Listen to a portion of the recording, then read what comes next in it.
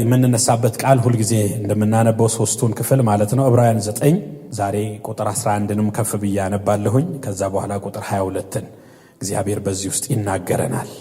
ኢየሱስ ጌታ ነው። አሜን።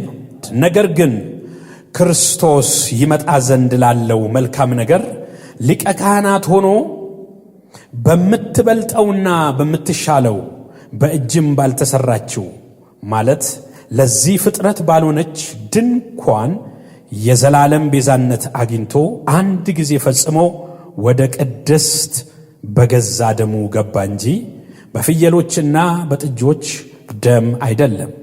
የኮርማዎችና የፍየሎች ደም በረከሱት ላይ የተረጨ የጊደር አመድ ሥጋን ለማንጻት የሚቀድሱ ከሆነ ነውር የሌለው ሆኖ በዘላለም መንፈስ ራሱን ለእግዚአብሔር ያቀረበ የክርስቶስ ደም እንዴት ይልቁን ሕያውን እግዚአብሔርን ልታመልኩት ከሞተ ሥራ ሕሊናችሁን ያነጻ ይሆን? ቁጥር 18 ስለዚህ ፊተኛው ኪዳን እንኳን ያለ ደም አልተመረቀም። ፊተኛው ኪዳን እንኳን ያለ ደም አልተመረቀም። ትእዛዝ ሁሉ እንደ ሕጉ ለሕዝቡ ሁሉ ከተነገረ በኋላ የጥጆችና የፍየሎችን ደም ከውሃና ከቀይ የበግ ጠጉር ከሂሶጵም ጋር ይዞ እግዚአብሔር ያዘዘላችሁ የኪዳን ደም ይህ ነው ብሎ በመጽሐፉና በሕዝቡ ሁሉ ላይ ረጨው። ቁጥር 22 እንደ ሕጉም ከጥቂት ነገር በቀር ሁሉ በደም ይነጻል። አሜን።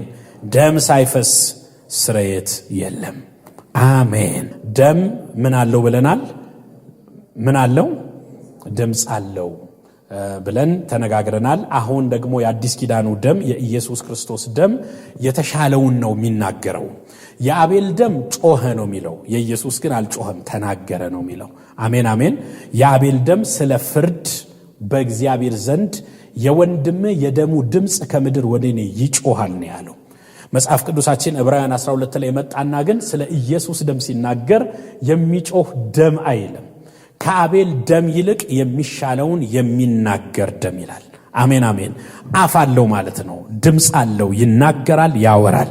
ስለዚህ ይሄ ደም እኔና እናንተ ላይ ሆኖ እየተናገረ ነው። አሜን አሜን። ድሮ የቁጣ ልጆች የነበርነው ወደ እግዚአብሔር ስንመጣ በኩነኔ የተሞላ ነው። ለምንድን ነው እግዚአብሔር ለምን ከመሬት ተነስቶ ጠርላን ካላችሁ በደም የወረስነው በደልና ኃጢአት ነበረ። እያንዳንዱ በስጋና በደም በመካፈል የሚወርሰው ነገር ስለነበር ከአዳም የተወለደ ሁሉ በዛ ማንነት ነው የሚወለደው። ልክ በኤችአይቪ ቫይረስ የተጠቁ ሰዎች መድኃኒቱ ባልተገኘ ጊዜ ሕፃኑም ያንን ደም ይዞ እንደሚወጣ ቫይረሱን ይዞ እንደሚወጣ ይህንን የኃጢአት ቫይረስ የአዳም ዘር ሁሉ ይዞ ነበር የሚወጣው። አንድ መድኃኒት መጣ፣ ኢየሱስ ክርስቶስ ጌታ ነው። ስለዚህ ይሄ ደም አሁን እኛ ላይ ተቀይሯል። እኛ ላይ ፍርድ ይገባዋል የሚል ደም አይደለም ያለው፣ የሚሻለውን የሚያወራ ነው። ፍርዱ ተፈጽሞለታል፣ የእግዚአብሔር ልጅ ሆኗል የሚል ደም እኔና እናንተ ላይ ያለ። ስለዚህ ደም ክብር ይሆንለት። እስቲ ደሙ ይናገራል በሉ ድገሙና እንደገና። ሌላው ስለ ደም የተናገርነው ለምንድን ነው? እግዚአብሔር ደምን የፈለገው ሕይወት አለው። በጣም በተለይ እዚህ ላይ ነው ፎከስ ያደረግነው። ዘሌዋውያን 17 ለምን ደም ተፈለገ? ዛሬም እስቲ እቺን በመጠየቅ ነው። በጣም አንዳንድ ጥያቄዎች ወሳኝ ናቸው። እግዚአብሔር ደምን የፈለገበት ምክንያት ዘሌዋውያን ላይ ራሱ እግዚአብሔር ሲናገር ደም የኔ ነው እንዳትበሉ፣ ደምን በሚበላ ሰው ላይ እኔ ፊቴን ምን እልለታለሁ? አከብድበታለሁ ብሏል። ለምን ስንለው የሥጋ ሕይወት ሁሉ በምን ውስጥ ነው ይላል? በደም ውስጥ ነውና። ስለዚህ ደም የሚወክለው ነፍስን ነው፣ ሕይወትን ነው። ቫልዩ ያለው ነገር ነው ማለት ነው። ተራ ነገር አይደለም። ከዚህ የተነሳ ነው መናፍስቱ ዓለም ኪዳን ለማደስ ሲፈልጉ እስቲል እስካሁኑ ድረስ ከበድ ያለ ነገር ከሆነ ሰው እስከ መሰዋት የሚጠይቁ አሉ። ታውቃላችሁ፣ ሕፃን ሰዋልኝ የሚሉ አሉ። በጣም ብዙ ተያይዞ የሚባል ነገር አለ። ሕፃናት ለምንድን ነው የሚጠፉት? ይሄንን ብቻ ብለን ባንደመድምም ብዙ ግምቶች አሉ። አንዳንድ ቦታ ለመስዋዕትነት ያቀርቧቸዋል ይባላል። የሰው ደም የሚፈልግበት ጊዜ አለ። አንዳንድ ነጋዴዎች ንግዳቸውን ለማሳለጥ፣ ታዋቂ ሰዎች በዛ ኪዳን ውስጥ ለመግባት በሬ እረድልኝ፣ ዶሮ እረድልኝ፣ የሆነ ነገር እረድልኝ፣ ከነነፍሱ ደሙን አፍስሰ ቅበርልኝ፣ ብዙ ነገር አለ። ለምን ተፈለገ? ኮድ አለው ማለት ነው። እዛ ውስጥ መናፍስቱን ዓለም ኮኔክት የሚያደርገው የህይወት ዋጋ አለው ማለት ነው። ስለዚህ ነው ሲሪየስሊ በደም የመጣ ነገር ቀላል አይደለም። መጽሐፍ ቅዱስ ላይ የሚዩት አጋንንቱ ዓለም ላይ የሚዩት እያንዳንዱ ነገር በደም ኪዳን ነው የሚጸናው። ዛሬ በጌታ በኢየሱስ ክርስቶስ ደም የመናፍስቱን ኪዳን ሁሉ እናፈርሰዋለን። እስቲ ጮና አሜን በለው። እናንተና ቤታችሁ ላይ የተደረገ ኪዳን ቢኖር እናንተ በማታውቁት ሁኔታ ቤተሰቦቻችሁ፣ አያቶቻችሁ፣ ቅድመ አያቶቻችሁ ደም አፍስሰው እኔና ዘሬን እንኳን ያሉት ቢኖር የተሻለውን የሚናገር የኢየሱስ ደም ስለሚበልጥ የደም ኪዳን በሌላ ደም ኪዳን ይሰበር በኢየሱስ። አሜን አሜን አሜን አሜን። ስለዚህ ሲሪየስ ነው፣ ቀላል ጉዳይ አይደለም። ዛሬ ቶሎ ብዬ የምናገረው ደም ኪዳን ማጽኛ ነው የሚለውን ነው። ደም ኪዳን ማጽኛ ነው። ኪዳን ማጽኛ ነው። ስለ ኪዳኑ ደም ነው ያወራን ያለ ነው። አዲሱንም ብሉይም ኪዳን ስታዩ ሁለቱም ኪዳናት የጸኑት የተመሰረቱት በደም ላይ ነው። ለበብላችሁ ስሙኝ። የመጀመሪያ እግዚአብሔር ኪዳን ሲያደርግ ባለፈው ነግሬያችኋለሁ። ዘፍጥረት 3:21 ላይ እግዚአብሔር ቃል ገባ። ከወደቁ በኋላ ከሴቲቱ የሚወለድ እርሱ የእባቡን ራስ ምን ይለዋል?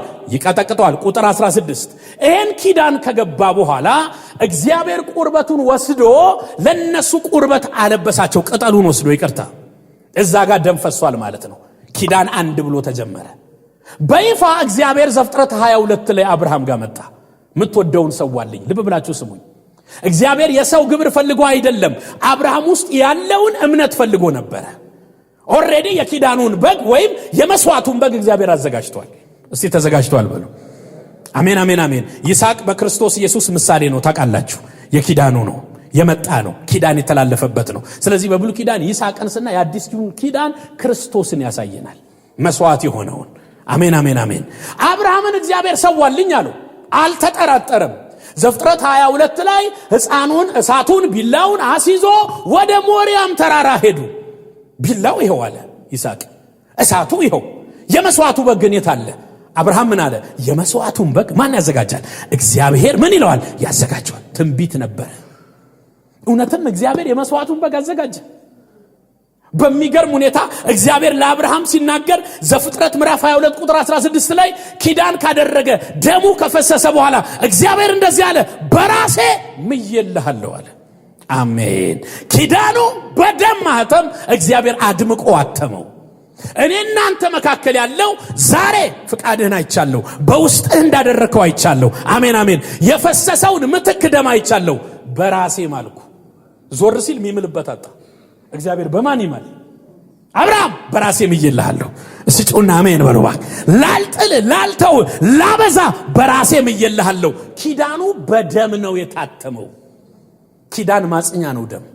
ብሉይ ኪዳን የተመሰረተው በዚህ ነው። ዕብራውያን ላይ አሁን ሳነብ የፊተኛው ኪዳን የተመሰረተው በደም ነው ይላል።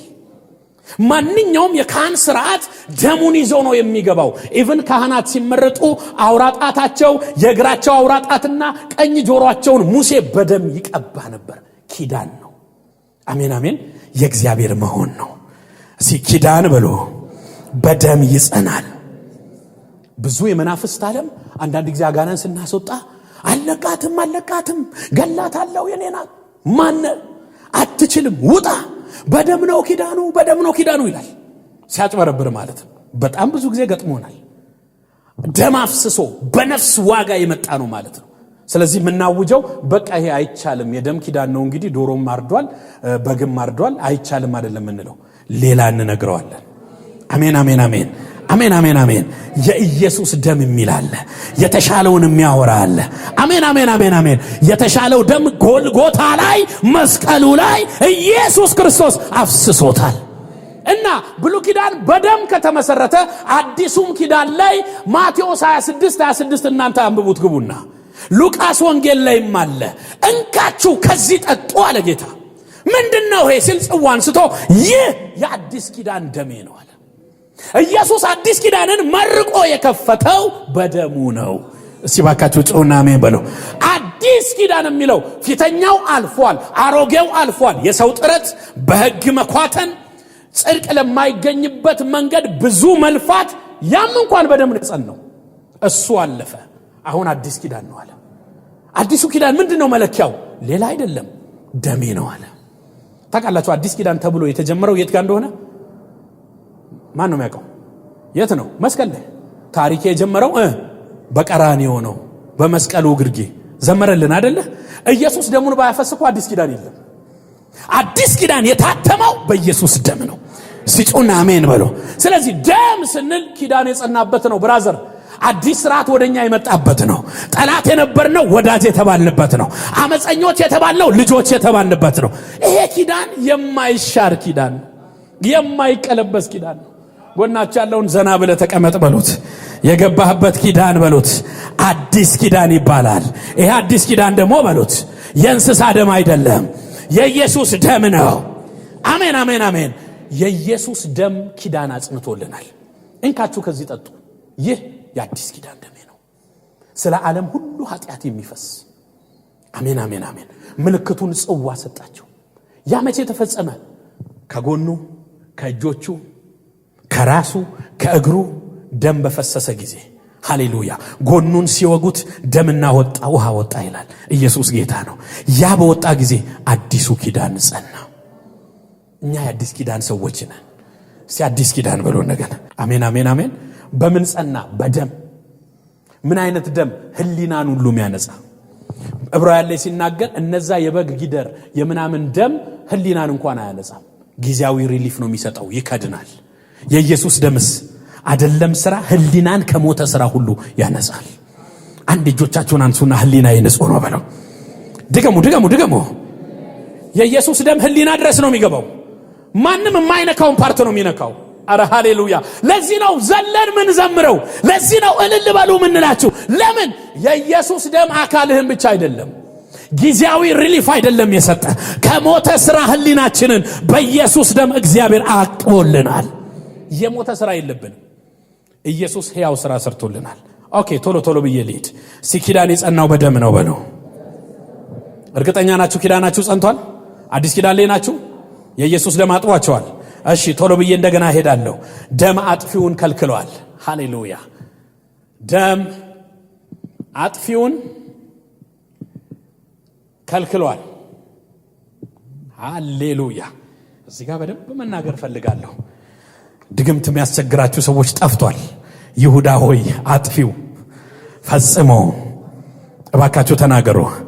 ከእንግዲህ ወዲሁ ባንተ ዘንድ ምን አይልም አያልፍም። ስለቶችን አድርግ። ይሄ በኢየሱስ ክርስቶስ ደም ሥራ የተፈጸመ ትንቢት ነው። መጽሐፍ ቅዱስ ሲናገር ዕብራውያን 11:28 ላይ ሁላችሁም ማንበብ ትችላላችሁ። አጥፊው የበኩር ልጆችን እንዳይነካ፣ እስቲ በሉ ከኔ ጋራ፣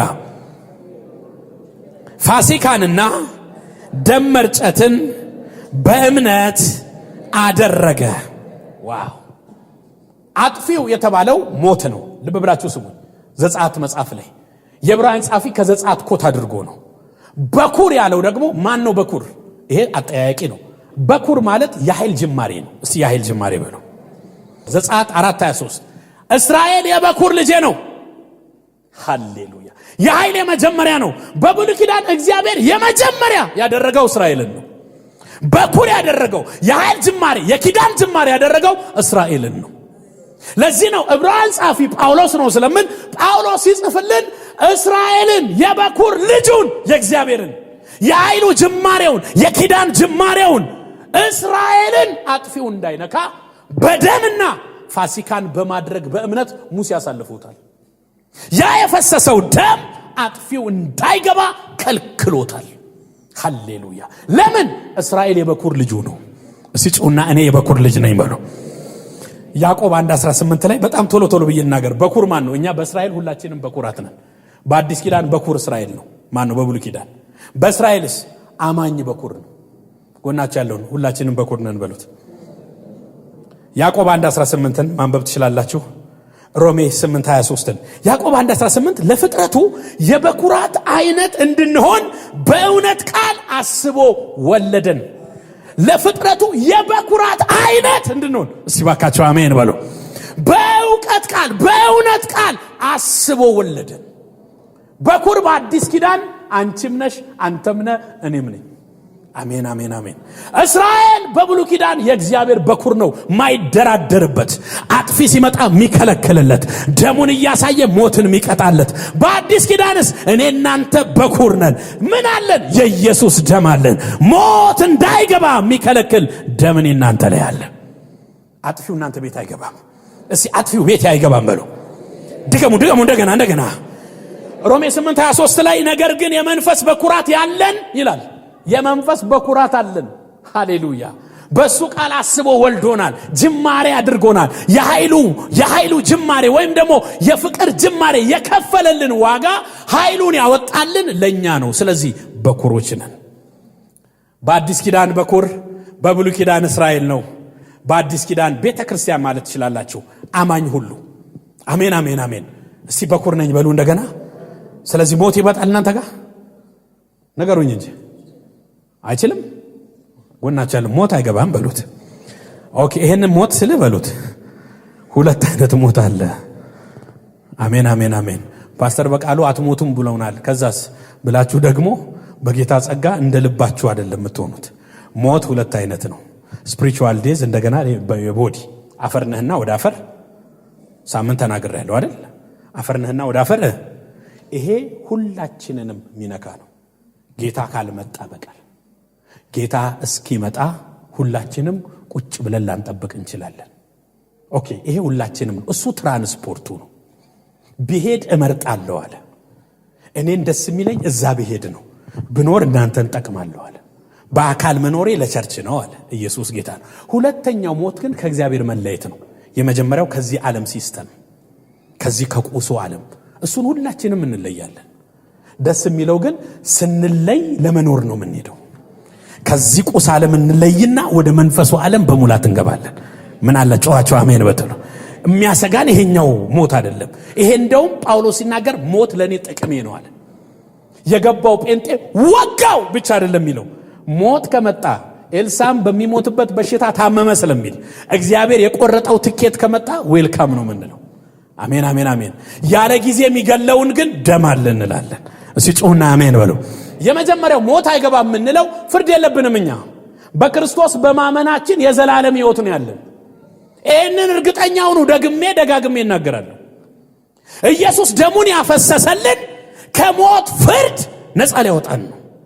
ስለዚህ ባለማመን የሚመጣ የሞት ፍርድ አንቺና እኔ ላይ እኛ ላይ አይሰራብንም። ለምን? ኢየሱስ ሞቶልናል እኛ በሕይወት እንድንኖር። አሜን አሜን። ተለዋውጠናል። ስለዚህ ሞት አይገባም ስንል ፍርድኛ ቤት የለም። ለምን? ደሙ ይናገራል። ትራንስፖርቱ ሞት በጊዜው ከመጣ ዌልካም፣ ያለ ጊዜው ከመጣስ በጌታ በኢየሱስ ስም እንገስጸዋለን። ስራችንን ሰርተን እንሄዳለን። እስራኤል ልጆችን አጥፊው የበኩር ልጆችን እንዳይነካ ፋሲካንና ደም መርጨትን ሙሴ በእምነት አደረገ። ሰው ምን እያልክ ነው? ሞት፣ አጥፊ፣ እርግማን እኛ ቤት አይገባም። እስቲ ጮህና አሜን በሉ። ልጆቻችሁ ዘንድ አይገባም። ሁሌ በማለዳ ስትነሱ በእውነት ከምታውጇቸው አዋጆች መካከል ቢያንስ የኢየሱስን ደም ያማከለ መኖር አለመኖሩን ቼክ አድርጉ። የኪዳኑ ማህተም እሱ ነው። አሜን። የማምለጣችን ማህተም እሱ ነው። የኃይላችን አቅም ያለው እሱ ነው። ከበጉ ደም ከምስክራቸው ቃል የተነሳ ድል ነሱ ስለሚል ድል የመንሳታችን ቁልፍ ደሙ ነው። ስለዚህ ስትነሱ ደሙን አውጁ። ይሄን ቀን በደም ቀድሼዋለሁ፣ ልጆቼን በደሙ ሸፍኛለሁ። እኔና ቤቴ ላይ አጥፊ አይመጣም። ማንኛውም አጥፊ ሞት ይዞ የመጣ ኪሳራ ይዞ የመጣ በሽታ ይዞ የመጣ ብቻ ስሙ አጥፊ የተባለ ሁሉ ነገራችሁን ላያጠፋ የኢየሱስ ደም ላያችሁ ላይ ምልክት አለ። እስቲ ጮህና እኔ በኩር ነኝ በለው። ኦኬ ኢየሱስ ክርስቶስ ጌታ ነው። ቶሎ ብዬ እንደገና ልሂድ። አለፍ እያልኩ ዛሬ መናገር ያለብኝን ነው የምናገረው። ደሙ ወደ እግዚአብሔር አቅርቦናል። አሜን። ሶስተኛ ደሙ ወደ ማን አቅርቦናል? ወደ እግዚአብሔር። ዋው! በጣም ስሙ ይባረክ ጌታ። እናንተ ሰው ስታቀርቡ ምንድነው የምታደርጉ? ካፌ ትጋብዛላችሁ። በጣም ሰው ስታቀርቡ ምን ታደርጋላችሁ? ቤታችሁ ኢንቫይት ታደርጋላችሁ። በጣም እያቀረባችሁ ኢንቲሜሲኑ ማን ነው ቀረቤታው እየጠበቀ ሲመጣ ለምን እስቲ ቤታችን አታይ? ገና አንድ ቀን የተዋወቃችሁትን ቤት ይዤ ካልሄድኩ ካላችሁ ጤነኝነት አይደለም። ይሄ ጤነኝነት አይደለም። ዛሬ ገና መንገድ ላይ ታክሲ ላይ ይገርማል ኢየሱስ ጌታ ነው ካለ ቤቴን ካላየ ዛሬ ሞቼ እገኛለሁ ካለ ይሄ መናፍስት ውል አድርጎ ሊያስጠቃ የወጣ መንፈስ ነው። እግዚአብሔር ይገስጸው። በተለይ ዚስ ዴይስ ሰው ቶሎ ብለን ወደ ቤታችን እናመጣለን። በስንት ማጣሪያ ፊሊተር እህቶች ጌታ ይባርካቸው ታው ይላሉ። እህቶች አጣርተው ነው ወደ ጓዳቸው ይዘው መጡት። እኛ ሩቅ ነበርን። ደሙ አቀረብን ካለን የቀረበ ሰው መጀመሪያ ርቆ የነበረ ነው። ርቀን ነበር። አዎ በጣም ሩቅ ነበርን ከጽድቅ፣ ሩቅ ነበርን ከእግዚአብሔር ቤተሰብ፣ ሩቅ ነበርን ከእግዚአብሔር ሕልውና። ምንድነው ያራቀን? አንድና አንድ ነው ያራቀን። ሳምንት ነግሬያቸዋለሁ። ኃጢአት የሚባል ነገር እኛና እግዚአብሔር መካከል መጣ። የጥል ግድግዳ ሆነ። የጥል ግድግዳ ሆነ። እግዚአብሔርን ኢዝሊ እንዳናገኝ በእኛና በእግዚአብሔር መካከል ግድግዳ ሰራ። ስለዚህ ሩቅ ነበር። ብሉይ ኪዳን ለዚህ ማሳያ ነው። በጣም በጣም ሩቅ ነበር። እንደውም ትንሽ ብዬ እንደው ለመሳል ልሞክር ቤተ መቅደሱን። ኢየሱስ ጌታ ነው። በብሉይ ኪዳን የነበረው እንደው ቤተ መቅደሱን እንደዚህ ብናደርገው 3 ክፍል አለው። እንደው መስቀል እናርግበት። አዲስ ኪዳን አማኝ ስለሆነን መስቀል የለም። ከኢየሱስ ክርስቶስ በኋላ ነው የመጣው መስቀል። ብሉይ ኪዳን ላይ መስቀል የለም። ኦኬ። የመገናኛ ድንኳን ለምንድን ነው እግዚአብሔር የፈለገው? በመካከላቸው አድር ዘንድ አለ፣ እቀርባቸው ዘንድ። አሜን አሜን አሜን። ሕዝቤን በኩር ልጄን እንዲሁ ሩቆኜ ኮሙኒኬት ማድረግ አልፈልግም። እውነት ነው ኃጢአት መካከል ገብቷል። ቢሆንም ሕዝቤ መካከል ግን ማደር እፈልጋለሁ። ስለዚህ የማደሪያው ድንኳን ነው የሚባለው። አሜን አሜን። ቤተ መቅደስ ወይም የማደሪያው ድንኳን 3 ክፍል አለው። የመጀመሪያው አደባባይ ይባላል። አደባባይ። ቀጥሎስ ቅድስት ይባላል። ቀጥሎስ ቅድስተ ቅዱሳን ይባላል። ልብ ብላችሁ ስሙ። ዕብራውያን ምዕራፍ 9 ሙሉውን ብታነቡት አደባባይ ምን እንዳለ፣ ቅድስት ውስጥ ምን እንዳለ፣ ቅድስተ ቅዱሳን ምን እንዳለ ከአንድ ጀምሮ ይነግራቸዋል። ስለ መጀመሪያው ኪዳን እንደው በጣም በወፍ በረር የፊተኛይቱ ደግሞ በወፍ በረር ትንሽ ላንብበው። የአገልግሎት ሥርዓት የዚህ ዓለም የሆነውን መቅደስ ነበራት። የመጀመሪያይቱ ድንኳን ተዘጋጅታ ነበር። በእርሷም ቅድስት በምትባለው ውስጥ መቅረዙ፣ ጠረጴዛው፣ የመስዋዕቱ ህብስት ነበረበት። ሁለተኛው መጋረጃ ወዲህ ቅድስተ ቅዱሳን የምትባለው ድንኳን ነበረች። በዚያም ውስጥ የወርቅ ማጠንት ነበረ። ሁለንተናውም ወርቅ የተለበጠ የኪዳን ታቦት፣ በእርሷ ውስጥ መና ያለበት የወርቅ መሶብ፣ የበቀለች የአሮን በትር፣ የኪዳኑም ጽላት ነበሩ። የሚገርም ነው። ሙሉን ብታነቡት እያንዳንዱን ነገር ይሰጣቸዋል። ኦኬ። እዚህ አደባባይ የሚባለው በደም እስራኤላዊ ያልሆኑ፣ ልብ ብላችሁ ስሙኝ። የወንዶች አደባባይ አለ፣ የሴቶች አደባባይ ለሁለት ተከፍሏል። ወንድና ሴት አለ። የወንዶች አደባባይ፣ የሴቶች አደባባይ የሚባል አለ። እዚህ አደባባይ ሁሉም ነው የሚመጣው። ሁሉም ሰው ኃጢአትም የሰራ በግም ያዘ ምን የሚለው ወደ አደባባዩ ይመጣል። ማንም ቶሎ ብሎ ወደ ቅድስት የሚገባ የለም። ቅድስት የሚገቡት ካህናት ናቸው። እዚህ ጋር ግን ህዝቦች ናቸው። እስራኤላዊ ከሆኑ በደም ከአብርሃም ጋር ንክኪ ያላቸው መብት አላቸው። አሕዛብ ከሆኑ ኢቭን አደባባዩ ላይ ራሱ የአሕዛብ አደባባይ የሚባል ደግሞ ለብቻ አለ። ኢቭን እንደ አብርሃም ልጆች ቶሎ ዘው ብለው አደባባይ ውስጥ እንደ ህዝብ አይገቡም። የአሕዛብ አደባባይ ሁሉ አለ። አደባባዩ ብዙ ነው። በአዲስ ኪዳን ምሳሌ በጣም ብዙ ሰዎች ይህንን ይመስላሉ። ይስማማኛል። ስጋችን እንደ አደባባይ ነው ይላሉ። ስፒሪቹዋል ቦዲ ስለምናምን ቸርቻችን ሁለንተናዊ መቅደሶች ነን አይደል? አሜን አትሉ? ቅድስተ ቅዱሳናችን ቅድስት እና ደግሞ አደባባዩን እንደ ስጋ ምሳሌ ያደርጋሉ። ምክንያቱም ብሉይ ኪዳን የአዲስ ኪዳን ጥላ ነው። አሜን በሉ። ጎናቻለ አንተ መቅደስ ነህ በሉት። እዚህ አደባባይ ላይ ብዙ ነገር ይደረጋል። ቀጥሎ ቅድስት አለ። ቅድስት ውስጥ የመታጠቢያ ሰህን አለ፣ መብራት አለ፣ መቅረዝ 24 ሰዓት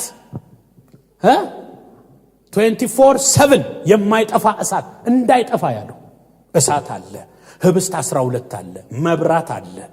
ካህናቶች እዚህ ነው ጉድ ጉድ የሚሉት። ኢየሱስ ጌታ ነው። ሰዎች ወደዚህ ወደ አደባባይ ሲመጡ እጅ ጭነው በጉ ላይ ኃጢአታቸውን ይናዘዛሉ። የሰውየው ኃጢአት ወደ ማን ይሄዳል? ወደ በጉ ይሄዳል። በጉ ይታረዳል፣ ደሙ ይፈሳል፣ ጊዜያዊ ሪሊፍ ያገኛል። በጌታ ሰላም ወደ ቤቱ ይሄዳል። ተመልሶ በሳምንቱ ይመጣል። የመመላለስ ህይወት ነው። ሩቅ ነን። ቀጥሎ ቅድስት ካህናት ሁሉ ያሉበት ነው።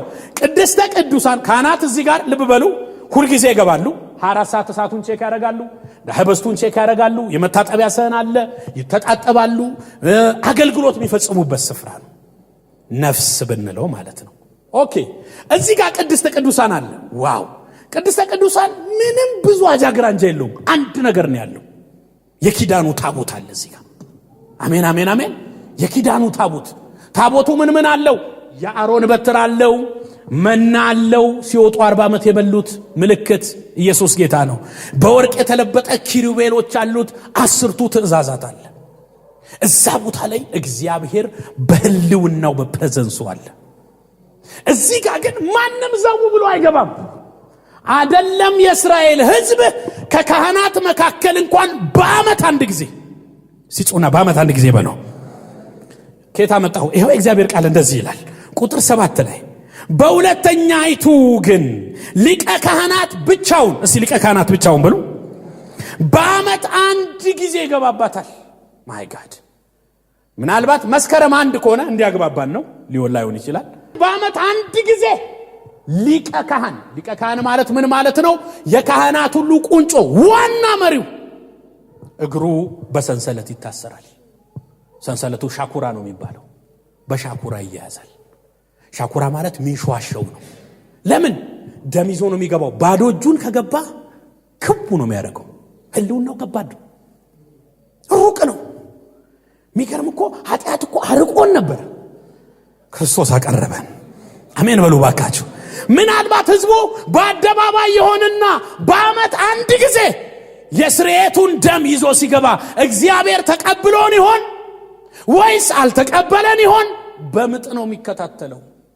እግዚአብሔር ከተቀበለው በህይወት ይወጣል፣ ካልተቀበለው እስከ ሞተ ማንም ዘው ብሎ ማውጣት የሚችል የለም። በገመድ ጎትተው ነው ሬሳው የሚያወጡት። ለምን? ፕሬዘንሱ እዚህ ከባድ ነው። እዚህ በአመት አንዴ ነው የሚገባው። ሊቀ ካህን ነው የሚገባው። ደም ይዞ ነው የሚገባው፣ የእንስሳትን ደም። በጣም ሩቅ ነበረን። ጌታ ኢየሱስ ክርስቶስ መጥቶ እንዲህ ራቅ ነው ያቀረበን። እባካችሁ ቶሎ ብዬ ላንብበው። ይሄን በጣም ወደው ቃል ነው። ቁጥር 11 እስቲ ከኔ ጋር አንብቡ። ነገር ግን በሎ ክርስቶስ ይመጣ ዘንድ ላለው መልካም ነገር ሊቀ ካህናት ሆኖ ዋው በምትበልጠው በምትሻለው በእጅም ባልተሰራች ማለትም ለዚህ ፍጥረት ባልሆነች ድንኳን የዘላለም ቤዛነት አግኝቶ አንድ ጊዜ ፈጽሞ ወደ ቅድስት በገዛ ደሙ ገባ። እስቲ ጮህና አሜን። ያኛው እዚህ ጋር ያለው ሊቀ ካህን የበግ ደም ይዞ ነው የሚገባው። ለራሱም ነው ለሕዝቡም ነው። ኢየሱስ ለራሱ ደም ይዞ አልገባም። የራሱን ደም ይዞ ስለ እኛ ገባ። ጮህና ባካቸው አሜን በሉ።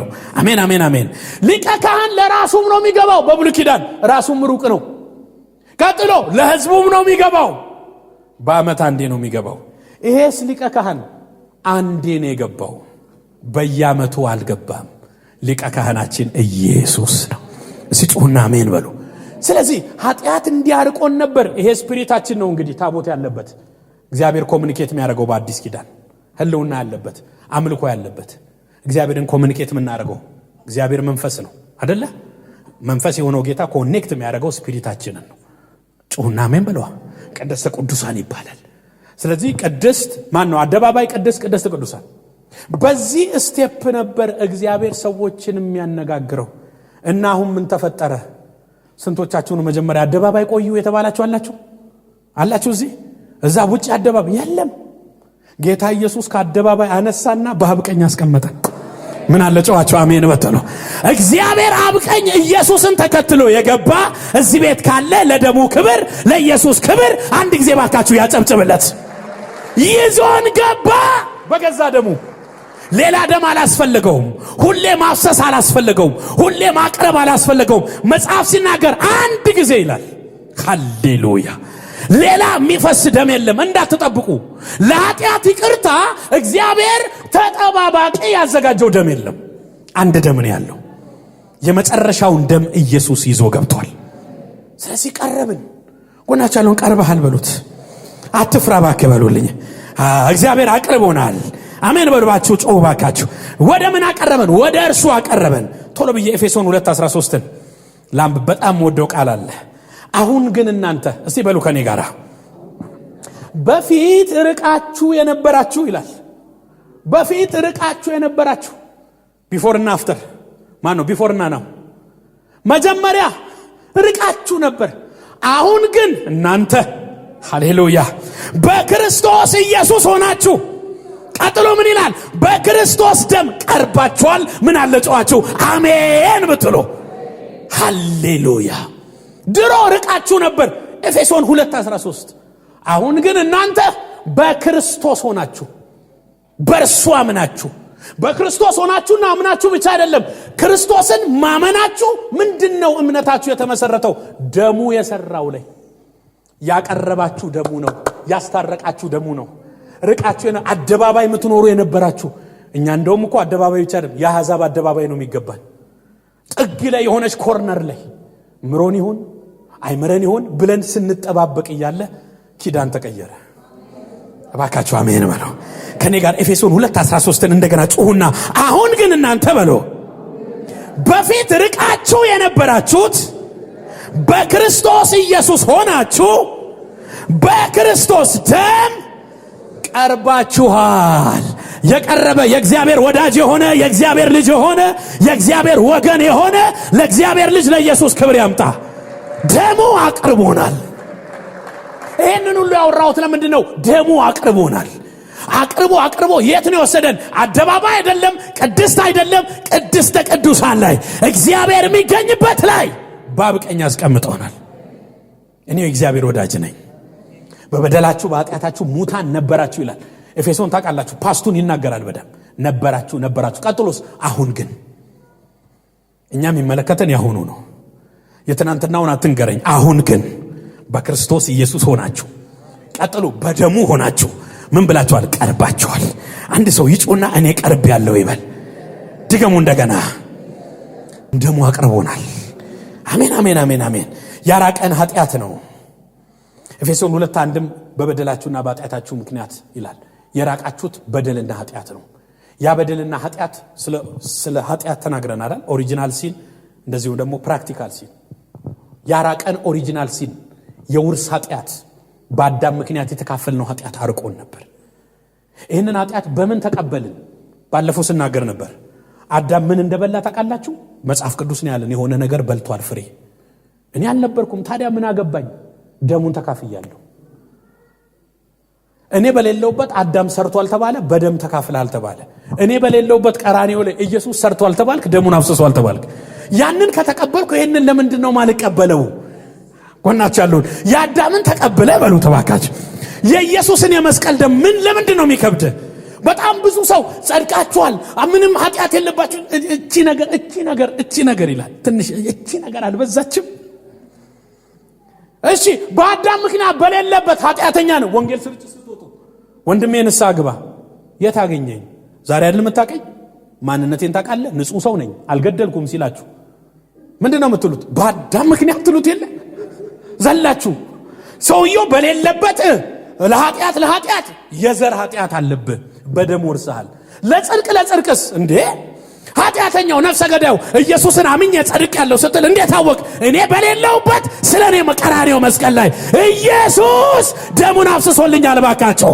አሜን በሉና ጮዋችሁ አጽኖ ወንጌል ማለት ይሄ ማለት ነው ምን አስተምመው አይደለም አሜን አሜን አሜን ወንጌል ምን ሰብከው ሰው በዘር ምክንያት በደም ምክንያት ወደቀ በዘር ምክንያት በአዲሱ ዘር ሃሌሉያ ኋለኛው አዳም በሱ ደም ምክንያት የእግዚአብሔር ወዳጅ ሆነ በቃ ይሄ ነው ወንጌል ከዚህ ሌላ ወንጌል ወንጀል ነው በእውነት እኮ ነው የምላችሁ በጣም ብዙዎቻችን ወንጀል ነው እስከዛሬ ይቀረጥፋል በእውነት መልአክ ያጮላል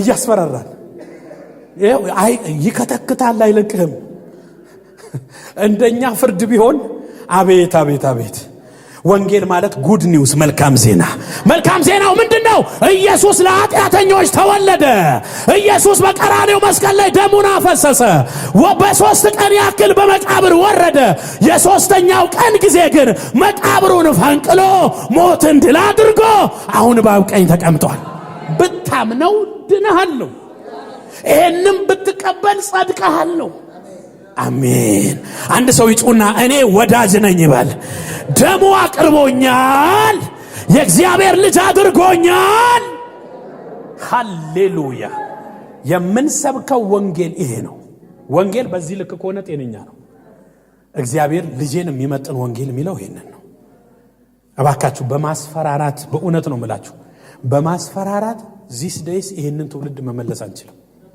በእውነት ትውልዱ ራሱ ስታስፈራራው ሌላ ቫምፓየር ሆኖ ይመጣባል። በእውነት እኮ ነው።